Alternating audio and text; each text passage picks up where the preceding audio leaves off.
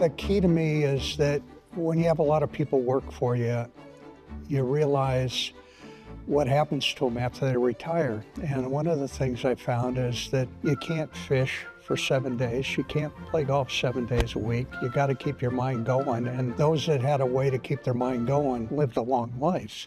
And those that didn't weren't with us very long. Bill Swanson spent 42 years at defense contractor Raytheon, rising from mechanical engineer to become its chairman and CEO. During his time in charge, the company's market capitalization went from $12.7 billion to $31 billion. So it convinced me that I had to find a way to do something and be engaged after I retired. Swanson's roots in wine go back to his childhood and a grandfather who immigrated from Croatia to grow grapes on the coast of Central California.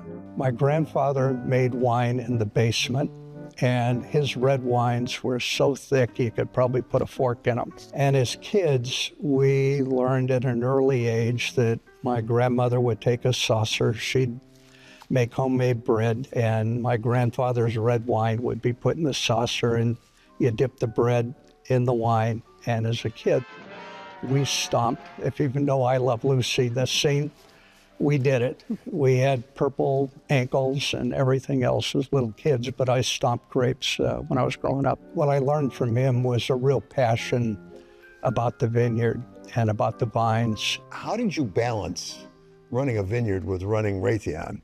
I scared my board because they didn't know what I was doing. I had to explain to them that this is something I wanted to do. And so things moved slowly for a while, and I was more of a hands-off owner at the time, except for capitalization, funds, and so forth. But then in 2015, I retired. And then as I was wrapping things up, I became more involved with the winery, and that's when I decided that if I wanted to move quick, I had to own the entire property and could make things happen at the speed I wanted. Swanson brought with him to the hills outside San Luis Obispo his remarkable collection of Ferraris, all red, with a few Ford GT40s mixed in, memorabilia from his time at Raytheon, and a wealth of engineering and management experience, a good part of which he applied to growing great wines. It's a little like aerospace. You can make changes, but you don't see them for a while. And so, as an example, we took out 10 acres in front of Chardonnay and we planted our own varietals. We will not see the product out of that vineyard for probably 4 or 5 years. And so you make a capital investment that you don't see for a long time. It's like building an aircraft. And so this business has taught me a little more about patience than I had in aerospace. That flag was given to me by the Marines. It flew in Saddam Hussein's palace. Oh, wow. Yeah, it's kind of a... I was in that palace. So you can see. Yeah, Baghdad, Iraq, August 7. And then this is really special to me. That was the 2013 Boston Marathon. Oh, boy. I was in Washington. My wife was in our place in downtown 2 blocks away from the bombings.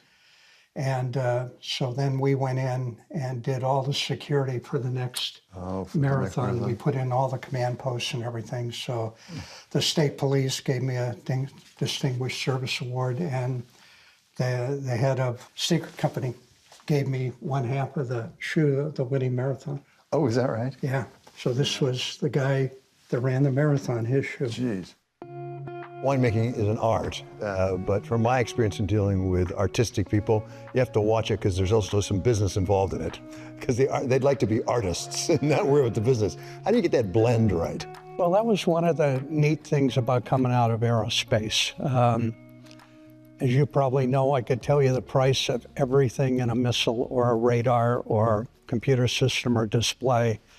And when I got in this business, there's really no set, easy way to figure it out. Swanson quickly figured out his formula. From barreling. How long do you age them in the barrels, typically? Typically, it could go anywhere from 18 months to 24 months or so forth. to bottling. Today's bottling day is super active here in the lab. We're tracking all of the parameters that make sure that the wines are in spec. Bottling's exciting because it's the final step in a wine's life. There's a lot of steps to get to where we are today. So we're bottling right now a lot of wines from 2023. So it's been a year and a half in the making. Nathan Carlson and Kevin Bargetto are Center of Efforts winemakers, the men behind Swanson's distinct formula for the vineyard's wine. Looking at things like the fill height, which is regulated by the government, wants it to be the amount of wine that it states on the label.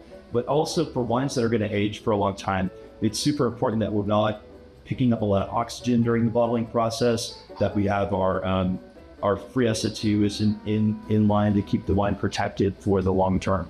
And so all of those things become really important. All the processes go back to one thing, the grapes. What's beautiful about here is the temperature is always, it's pretty much always perfect. It's never much more than 85 degrees in this valley.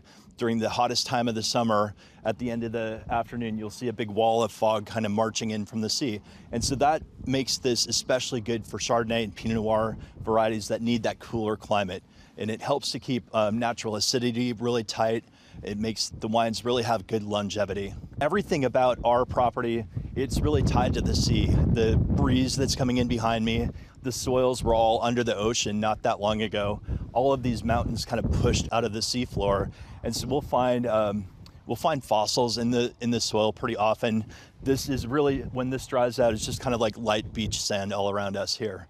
When you have vines growing in really poor soil, it makes them struggle to live, and that makes the fruit more intense. What's fascinating is you learn in this business that you're a farmer, and there are things you can control and things you can't control, and one of them is the weather. And so for us, we will now start to get into a critical period of frost. Most people think of frost in the fall, but what happens now is we're out pruning, and pretty soon we'll have bud break, and that's when we can have temperature extremes. You'll notice this whole property, we farm sustainably, we make all our wines sustainably, we care about the environment with our packaging and everything. We don't get any more for our wines, price-wise for that, but everybody here feels like we're returning what we're given better than what we got it, and that's what sustainability is all about.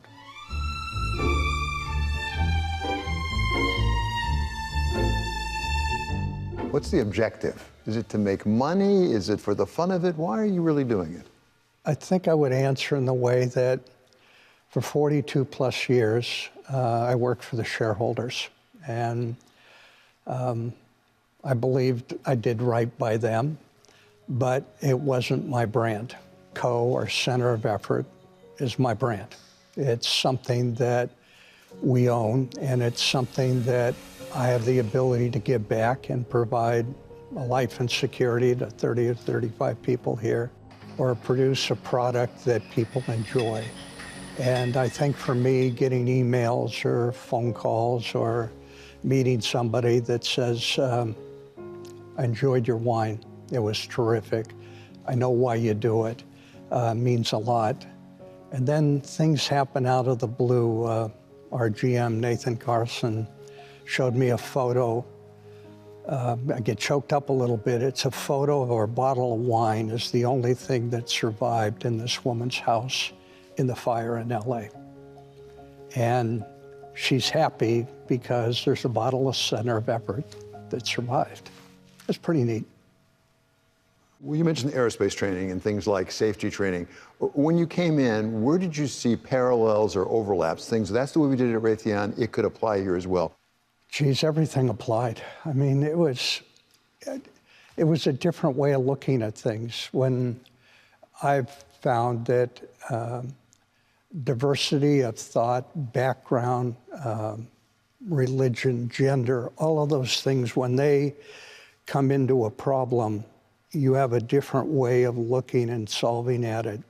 And what I found here is that my background, the team's background and everything, when you look at something, we come up with pretty good solutions.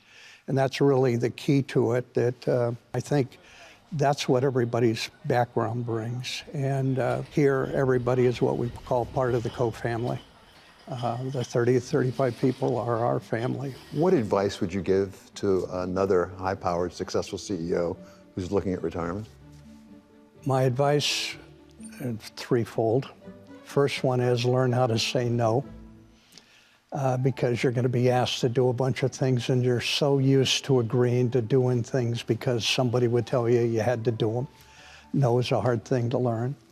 The second thing is don't give yourself away wholesale when you get retail. So do something that, if you're going to do it, get compensated for it, or do it in a way that monetizes it in your well-being and so forth.